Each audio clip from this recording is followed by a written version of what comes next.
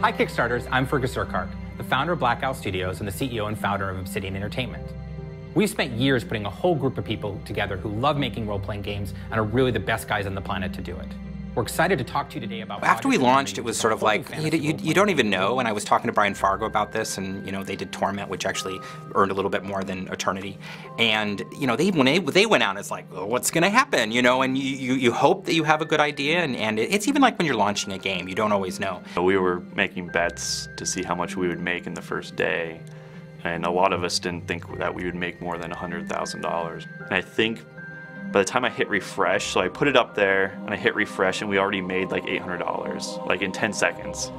That morning I was hopeful but kind of skeptical.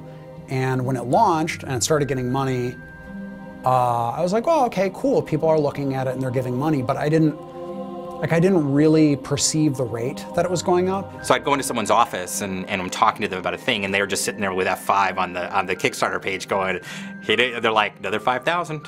Another 5,000, and I would have these short conversations with people, like 5 minutes, and they're like, we just made $5,000, and we all went out for beers, that night, and I think, by the time everybody kind of went home and things like that, I think we'd already gotten like $750,000 or $800,000. We reached the initial goal, I think, in 27 hours. Basically, like a lot of us felt like we saved the company. Like it was probably the best day in Obsidian's history. We basically just sat and watch that number all day. And then, it was about middle of the next day where we hit 1 million, and a couple hours later that we hit 1.1. And a lot of it is like, we weren't prepared. Hey everybody, 1.5 million. Pretty darn amazing. Thank you everyone who's contributed so far. Once we passed $2 million, I said, okay, we're really making this game and it's really gonna be pretty big. And the thing is, it had been kind of exhausting to that point, but it was not anything compared to what the next month was going to be.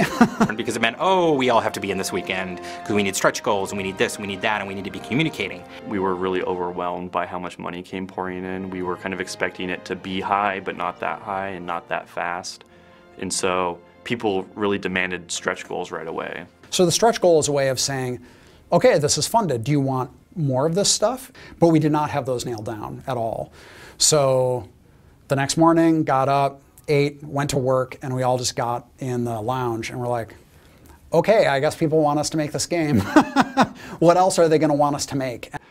Our fans have a kind of conceived notion of how big these types of games are, just based on the games like Baldur's Gate and Baldur's Gate 2, Icewind Dale. They have, they expect at least a 40 to 100 hour game, like tons of content.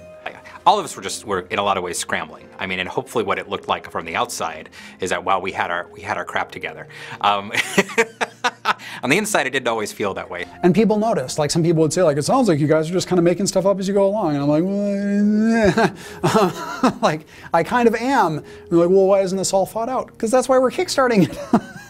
It was really learning every day, like how do you run a Kickstarter? Like how do you run a campaign? Because that's ultimately what a Kickstarter is. Like none of us have ever run a political campaign or anything like that, but it's almost, a Kickstarter is almost like that. Well, so normally if we were developing a game, we would develop the pitch and take it to the publisher, and then in pre-production, we have all that time in pre-production to think about all the details, and we can kind of ruminate on it. There's a luxury in Kickstarter. You don't have time to do that. It's pretty nerve-wracking. So usually when I design settings and I design worlds, I go at a very slow pace because I do things like write orthography for languages, like fictional languages.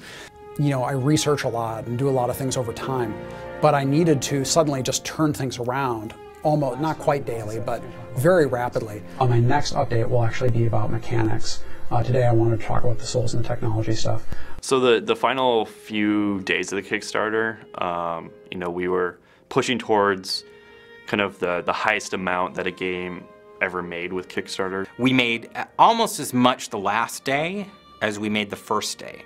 It was crazy. We had asked for $1.1 million and gotten 3.9 plus anything in the PayPal. So the company was so behind it and everybody was excited. I think we had like 100,000 or more people on Twitch watching us. I think there was even a press guy on, I think it was PC Gamer Online.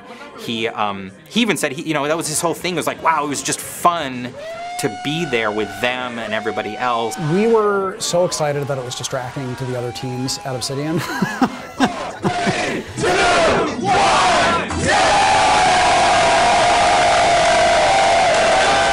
We weren't wondering if we were going to make our goal. We'd already made our goal. We'd already made our goal 3 times over, and so everything at that point was just gravy, and it just meant we could make the game even better. 1, we didn't think we were going to be able to make a game like this again. 2, we were worried about the state of the company before we started the Kickstarter. We were looking and saying, like, we're a bunch of people right now that are not bringing in money from a team of that. We're the remnants of people after the layoffs had happened. So from really, really low morale to probably the highest I've ever seen the morale at the company. We finally kind of got off that treadmill. I always kind of say that when I'm talking to people, is that as an independent developer, we're on this treadmill and we're just kind of treading water. This was like the opportunity for us to jump off that treadmill and kind of run at our own pace. Now we have, in essence, our backers during the development of this.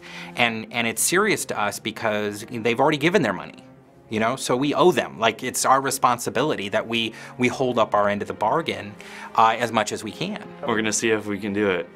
Yeah. There's a lot of pressure on us because I think, we're an established company.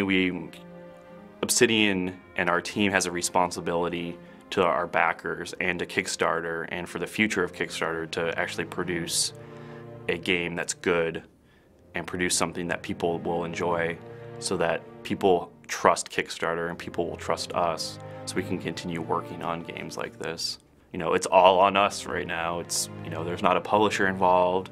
There's not a whole lot of outside influences involved. It's our game. It's our time to shine. So it's our time to step up to the plate and make sure that we can hit a home run.